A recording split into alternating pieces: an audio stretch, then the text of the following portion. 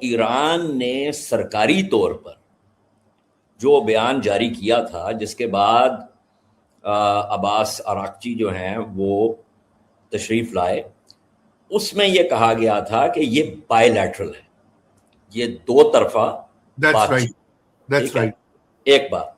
دوسری بات یہ کہی گئی کہ وہ تقریباً 1.5 یا 2 گھنٹے یہاں پر رہیں گے، اس کے بعد انہوں نے مسقط بھی جانا ہے اور انہوں نے ماسکو بھی جانا ہے. تو ایک تو یہ چیز ہو گئی. اب اس کے اندر تبدیلی صرف یہ آئی کہ وہ جو ہے ٹھہر گئے ہیں. ان کی سرگے لیوروف سے بھی بات ہوئی ہے، پاکستان کے جو وزیر خارجہ ہیں ان کی بھی سرگے لیوروف سے بات ہوئی ہے. ابھی تک یہ دو طرفہ معاملات ہیں. اچھا، اس کے اندر روس سے بات چیت کا ہونا، عباس عراقچی کا بھی اور پاکستانی وزیر خارجہ کا بھی، اس کا مطلب یہ ہے کہ یہ ممالک جو ہیں یہ ایک جو ہے وہ اس کو جیسے آپ کہتے ہیں کہ ایک صفحہ جو ہے اس پر آنے کی کوشش کر رہے ہیں. اب پاکستان کو یہ بھی اندازہ ہو جائے گا کہ روس کی اپروچ کیا ہے. جی ہاں، روس کو یہ اندازہ ہو جائے گا کہ اس وقت امریکہ کے مطالبات کیا ہیں، پھر اس کے حساب سے ایک حکمت عملی ترتیب دی جائے گی. اور اس میں مجھے کوئی شک نہیں ہے کہ ان سارے معاملات کے اندر بیجنگ جو ہے وہ بھی لوپ میں ہے. تو اب یہ جو حکمت عملی، اب اس کے اندر ایک اور چیز ہے. میرا نہیں خیال کہ جس وقت آپ کے ناظرین یہ پروگرام دیکھ رہے ہوں گے تو اس وقت کوئی بھی طیارہ جو ہے وہ امریکہ سے اسلام آباد کی طرف اڑ رہا ہوگا کشنر کو یا وٹکوف کو لے کے، کیونکہ ایرانیوں نے یہ بات بالکل واضح کر دی ہے کہ اب بلا واسطہ جو ہے وہ گفتگو نہیں ہوگی. رائٹ.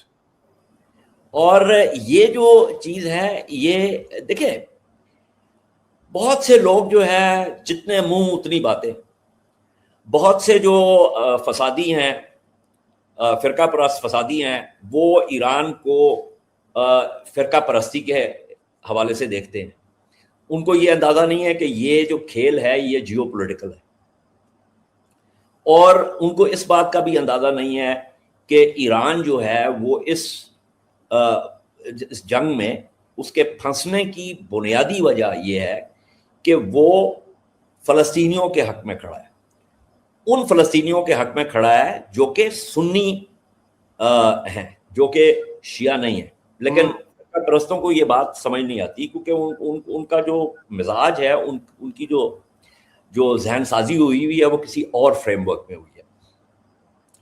تو دیکھیے، ایران کے خلاف پچھلے سال بھی جارحیت ہوئی.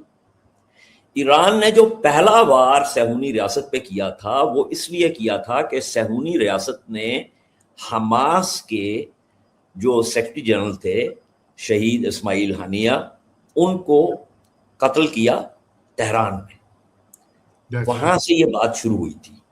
ٹھیک ہے، تو یہ جارحیت ایران کے خلاف ہوئی ہے. اب جو جارح ہے ذمہ داری اس کی ہے کہ اس نے اس سے پیچھے ہٹنا ہے. جو مجروح ہے،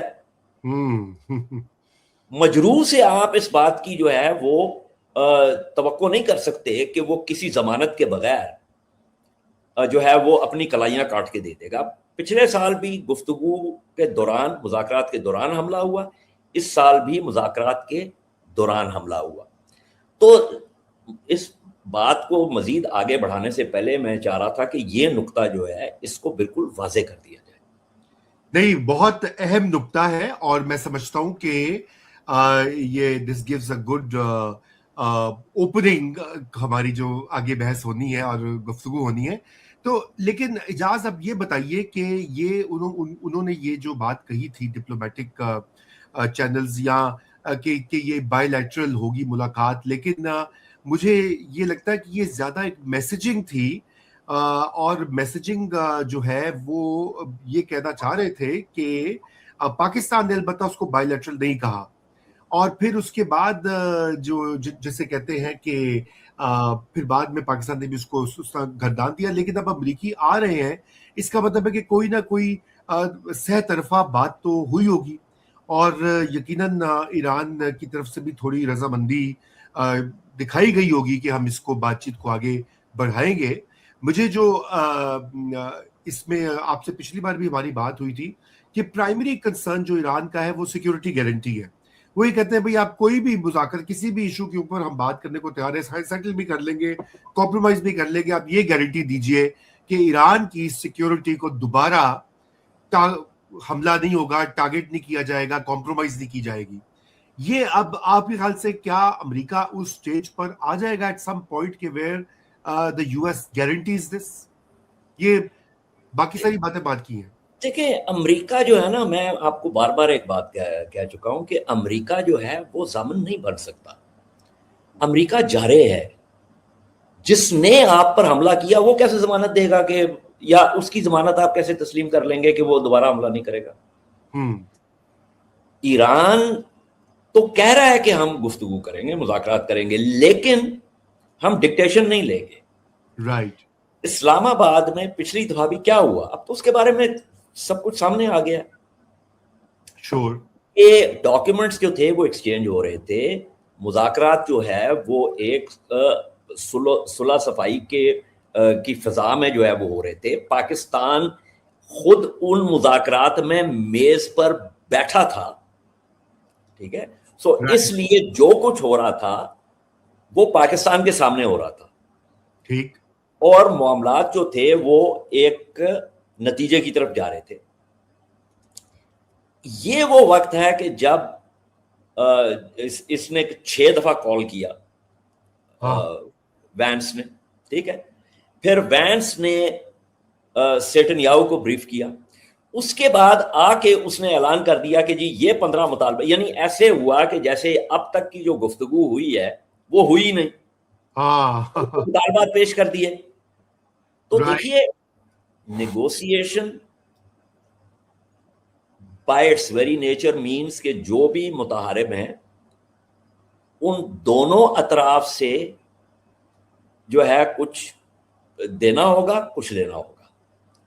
اگر ایک جو ہے پارٹی اس کا یہ خیال ہے کہ وہ اپنے مطالبات پیش کرے گا اور دوسری پارٹی جو ہے اس کے اوپر سائن آف کرے گی,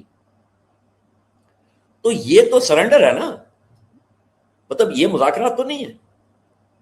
تو ایران جو ہے وہ مذاکرات کرنے کے لیے تیار ہے, لیکن وہ ڈکٹیشن لینے کے لیے یا دباؤ کے تحت مذاکرات کرنے کے لیے تیار نہیں ہے.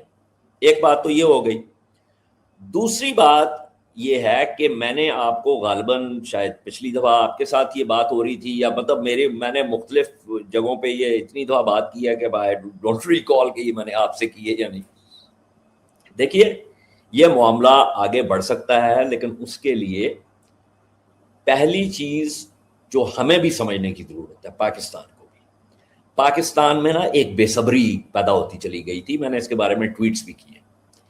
پاکستان جو ہے وہ فیسیلیٹیٹو میڈیٹر رہے, ڈائریکٹو میڈیٹر نہ بنے اور بے صبری کا مظاہرہ نہ کرے, کیونکہ یہ معاملات بہت پیچیدہ ہیں. اس لیے پہلے آپ کو بیبی سٹیپس لینے ہوں گے. جیسے ایک نوزائیدہ جب کھڑا ہونا شروع ہوتا ہے نا, یا کھڑی ہونا شروع ہوتی ہے, تو جو چلتے ہیں تو ان کے قدم جو ہے وہ اتنے مضبوط نہیں ہوتے. اس میں 3 چیزیں in that order: 30 to 60 days of ceasefire, unblocking of US naval blockade, unblocking of Strait of Hormuz by Iran. ٹھیک ہے, یہ 3 چیزیں اگر ہوں گی تو ان سے جو فضا مسموم ہوئی ہے اس میں بہتری پیدا ہوگی, اور وہاں سے پھر آپ کو نے آگے بات چیت بڑھانی ہے. یہ دوسری بات. تیسری بات, میں نے آپ کو پہلے بھی ذکر کیا تھا کہ ایران کی سیکورٹی کے 3 ستون ہیں: nuclear, missile / drones, regional alliances. خطے کے اتحاد, میزائل, ڈرون اور جوہری جو افزودگی ہے. جو میزائل اور ڈرون ہیں وہ میز پہ نہیں ہے, خطے کے جو اتحاد ہیں وہ بھی میز پر نہیں ہے. جوہری افزودگی کا جو معاملہ ہے اس کے اندر ایران نے یہ بات واضح کی ہے کہ ہم بات چیت کرنے کے لیے تیار ہیں. جو ہم نے افزودہ کیا تھا یورینیم 60% تک، اس کو ہم ڈاؤن بلینڈ کریں گے، لیکن وہ افزودہ یورینیم جو ہے وہ ہمارے پاس رہے گا. اب یہ جو معاملہ ہے اس کے حوالے سے روس کے ساتھ کیا بات چیت ہو رہی ہے، یہ اہم چیز ہے. ہو سکتا ہے اس کے اندر کوئی تبدیلی ہو. جی ہو سکتا بالکل. یہ کہا جا رہا ہے کہ روس کی شاید اس میں کوئی معاونت ملے گی ایران کو. یہ ابھی ہمیں دیکھنا ہوگا. ظاہر ہے ہمیں جو اس وقت اندر بات چیت ہو رہی ہے وہ تو مطلب ہمیں نہیں پتا، لیکن اشارہ ہی ہے. جو افزودگی کا حق ہے وہ میں پھر دہراؤں گا، میں پہلے بھی بہت دفعہ بات یہ کر چکا ہوں کہ آرٹیکل 4 جو ہے نیوکلیئر نان پرولیفریشن ٹریٹی کا، اس کے اندر یہ حق دیا گیا ہے. ان ایلینیبل رائٹ کا لفظ استعمال ہوا ہے. ٹھیک ہے، وہ آپ اسکرین کے اوپر چلا بھی سکتے ہیں، وہ جو اس کا جو ٹیکسٹ ہے وہ آپ کے ناظرین دیکھ بھی سکتے ہیں. اس کو آپ آرٹیکلز 1 اور 2 کے ساتھ ملا کے جو ہے وہ آپ ان کنجنکشن اس کو پڑھتے ہیں. کیونکہ یہ جو افزودگی ہے 3.7% تک جو ہے، یہ آپ نے بہت ساری چیزیں کرنی ہوتی ہیں، بلکہ آپ کے جو میڈیکل آئسوٹوپس ہیں ان کے اندر تو ری ایکٹر گریڈ جو ہے وہ آپ کو کرنا پڑتا ہے، which is about 20%. But any way, یہ جو چیزیں ہیں یہ بنیادی طور پہ واپس joint comprehensive plan of action واپس جانے والی بات ہے، جس میں سے ٹرمپ صاحب جو ہے وہ یک طرفہ طور پہ نکل گئے تھے اور میکسیمم پریشر کیمپین شروع کی تھی. اس کے علاوہ وہ فنڈز جو فریز ہوئے وہ انفریز کریں اور سینکشنز ریلیف ہو. جب پچھلی دفعہ JCPOA کا معاملہ ہوا تو اوباما نے جو نیوکلیئر ریلیٹڈ سینکشنز تھیں وہ ہٹائیں، لیکن جو باقی سینکشنز ایران پر لگی ہوئی تھی وہ نہیں ہٹی. اس کے بعد اوباما چلا گیا اور جب ٹرمپ آیا تو ٹرمپ ویسے ہی اس نے JCPOA کو کھڑکی سے باہر پھینک دیا اور دوبارہ جو ہے وہ سینکشنز کا ملبہ جو ہے وہ ایران پر ڈال دیا. تو ایران جو ہے وہ ٹرمپ اور امریکہ کے ہاتھوں اتنی دفعہ ڈسا جا چکا ہے کہ اب اس کے لیے اعتماد کی فضا بحال کرنے کے لیے بہت کوشش کی ضرورت ہو.